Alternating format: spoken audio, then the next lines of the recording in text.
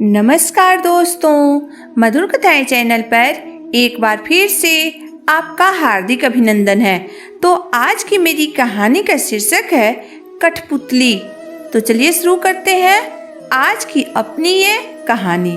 आज गायत्री जी की छोटी बहू वंदना, जिसकी अभी कुछ ही दिन पहले शादी हुई थी, वह अपने पति के साथ उसके ऑफिस के पार्टी में जाना चाहती थी, क्योंकि वहाँ पति पत्नी दोनों को बुलाया गया था।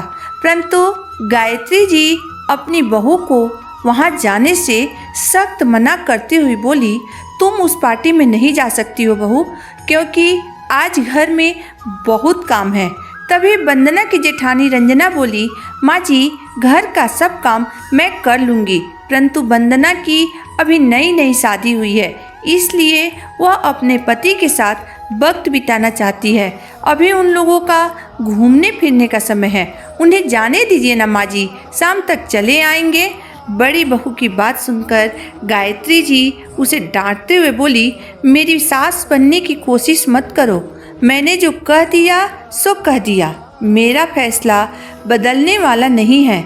चलो अब जाकर अपना अपना काम करो, सब कोई कहीं नहीं जा रहा है। सास की बात सुनकर दोनों बहुएं मन महसूस कर रह गईं। गायत्री जी की दो बहुएं थी, बड़ी बहू रंजना और छोटी बहू वंदना।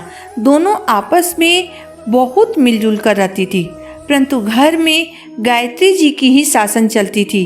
उनके सामने उनके दोनों बेटे और बहुओं को कुछ भी बोलने की हिम्मत नहीं होती थी। यहाँ तक कि उनके पति सुरेश जी भी उनके बात को नहीं काट पाते थे। उनके मुंह से निकली हुई हर एक बात पत्थर की लकीर होती थी, जिसे काटने की हिम्मत परिवार के किसी भी सदस्य में नहीं था। बड़ी बहू रंजना ने अपनी देवरानी की उदासी दूर करने के लिए आज खाने में सास से छुपकर उसके मनपसंद भिंडी का भरवा बनाया और चुपचाप उसके कमरे में खाना दे आई और बोली, मुझे माफ़ कर दो वंदना, मम्मी जी के सामने मैं कुछ नहीं बोल पाई।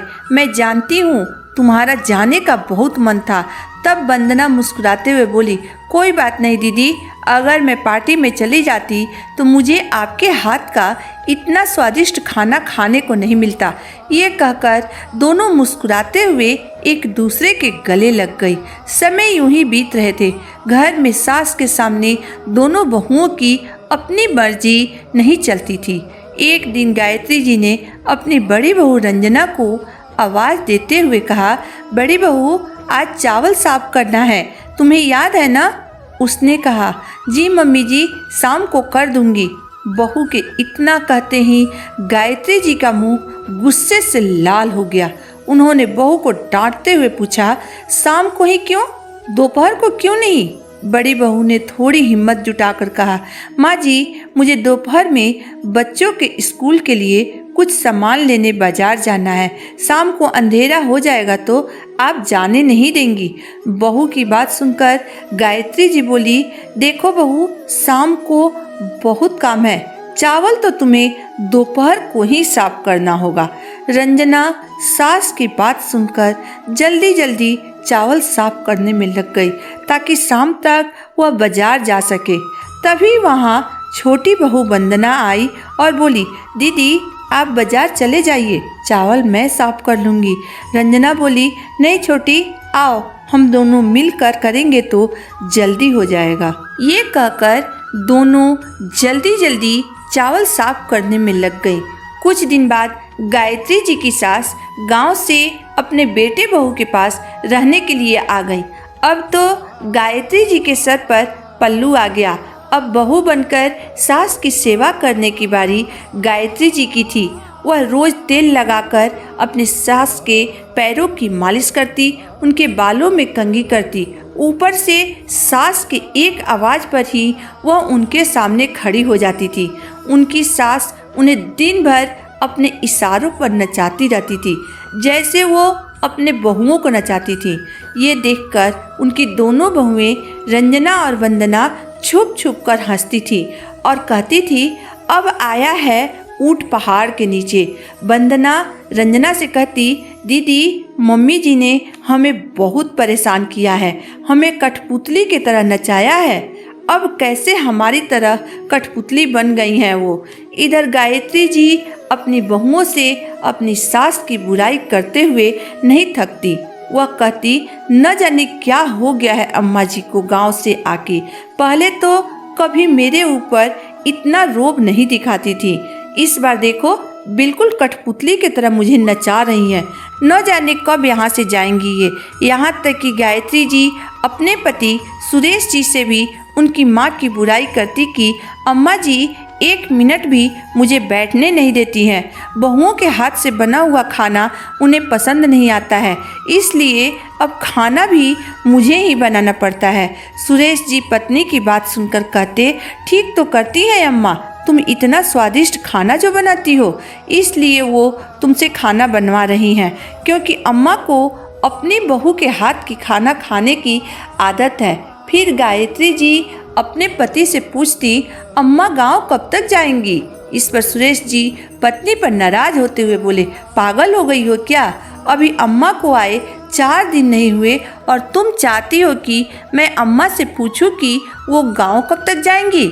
गायत्री जी चुपचाप पति के पास से उठकर कमरे से बाहर चली आईं। गायत्री जी की सास उनकी दोनों बहुओं को खूब प्यार दुलार करती थी। अपने पोतों से कहती, जाओ बहुओं को घुमा लाओ, घर का काम हम दोनों सास बहू मिलकर कर लेंगे। सास के व्यवहार से गायत्री जी का मन गुस्सा से भरा हुआ था, परंतु वह अपने बहुओं के सामने सास को एक शब्द भी नहीं बोल पाती थी और उनके पति सुरेश जी भी अपने माँ के खिलाफ कुछ सुनना नहीं चाहते थे। रंजना और वंदना की खुशी का कोई ठिकाना नहीं था। सासू माँ को ऐसे बहू बने हुए देखकर गायत्री जी झुंझलाकर अपना सारा गुस्सा अपनी दोनों बहुओं पर निकाल देती थी। एक दिन अम्मा जी ने सुबह में ही गायत्री जी को साग बनाने, फिर उनके पैरों में तेल मालिश करने के लिए तथा और भी बहुत सारे काम करने के लिए कह दिया। गायत्री जी पूरा दिन काम करते करते थक गईं। शाम को वह अपने सास से बोली, मैं भी इंसान हूँ माँ जी, मुझे भी थकान होती है। कठपुतली बना कर रख दिया है आपने मुझे, ये काम कर वो काम कर, पूरे दिन अपने इशारों पर नचाती रहती हैं आप मुझे। अपनी बहू की बात सुनकर अम्मा जी जोर से बोली, और जो तुमने अपने बहुओं को 2 साल से कठपुतली बना कर रखा है उसका क्या? काम करने वाली मशीन बना कर रख दिया है तुमने उन्हें, क्या वो दोनों नहीं थकती होंगी? अम्मा जी की तेज आवाज़ सुनकर परिवार के सभी सदस्य इकट्ठे हो गए। अम्मा जी फिर बोली, मैं इतनी जल्दी गांव से शहर नहीं आना चाहती थी, परंतु मेरे बेटे सुरेश ने मुझसे फ़ोन करके कहा कि अम्मा हमारे घर को टूटने से बचा लो। मेरी दोनों बहुएं बहुत अच्छी हैं, वो दोनों आपस में देवरानी जेठानी बनकर नहीं बल्कि बहन बनकर रहती हैं, परंतु गायत्री उन्हें जीने नहीं देती है। गायत्री का सास का शासन दिन प्रतिदिन बढ़ती जा रही है अम्मा, मेरे खुशहाल परिवार को बर्बाद कर रखा है उसने। मैं भी उसे कुछ कह नहीं पाता हूँ, हिटलर की तरह शासन करती है दोनों बहुओं पर। इसलिए मैंने सोचा कि एक बार तुझे अपने तरीके से समझा दूँ। अभी तो मुझे आए 1 सप्ताह भी नहीं हुआ तो तुझे मेरे आने से इतनी परेशानी है, तो तुम ही सोचो बहू, जिन्हें तुमने 2 साल से कठपुतलियों की तरह नचाया है वो क्या तुम्हारे साथ रहना चाहेंगी? तुम तो इनकी सास नहीं मास्टरनी बन गई हो बहू। गायत्री जी अपने बहू बेटों और पति के सामने चुपचाप अपनी सास की बातें सुन रही थी, क्योंकि उन्हें अपनी गलती का एहसास हो गया था। वह अपने सास के पैरों के पास बैठकर उनसे माफ़ी मांगने लगी और बोली, अम्मा जी मुझे माफ़ कर दीजिए, आज आपने मेरी आंखें खोल दी। मैं अपनी बहुओं को बेटी बनाने के बजाय कठपुतली बना दी, लेकिन आज मैं आपसे वादा करती हूँ कि अब ये दोनों रंजना और वंदना मेरी बहू नहीं मेरी बेटी बनकर घर में रहेंगी। मैं अब आपको कभी भी शिकायत का मौका नहीं दूंगी। तो दोस्तों आज की मेरी कहानी यहीं तक थी। दोस्तों आज भी कई घरों में सास बहुओं को परेशान करने का कोई भी मौका नहीं छोड़ती हैं, लेकिन एक बार बहू को बेटी बनाकर देखिए, परिवार में जो खुशी मिलती है उसका वर्णन नहीं किया जा सकता है। इसमें आपकी राय क्या है, मुझे ज़रूर बताइएगा। मेरी कहानी अंत तक पढ़ने और सुनने के बाद अगर आपको पसंद आई हो तो मेरे वीडियो को लाइक कर दीजिएगा, चैनल को सब्सक्राइब कर दीजिएगा। तो फिर मिलते हैं एक नई वीडियो, एक नई कहानी के साथ। तब तक के लिए धन्यवाद।